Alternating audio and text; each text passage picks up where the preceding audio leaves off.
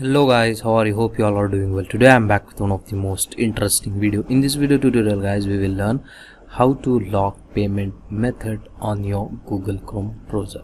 So for this guys, first you need to open your settings. To open the settings, click on three dots, scroll down and find out the settings from here and open it. Okay, in the settings guys, in the left panel here you can get the option autofill and password. Just click and open it, and here guys click on payment methods like this, and here you can get the option manually verify every time you pay using autofill.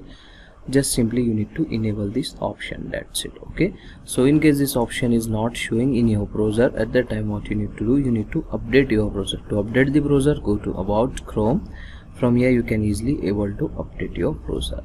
After updating, it will ask you to relaunch your browser. Just click on relaunch button, it will automatically restart your browser. Okay, so this is the way to lock the payment method on your Google Chrome. So that's it for today guys. Hope you enjoy this video. If you enjoy, please guys like, share and subscribe to our channel. Thank you very much.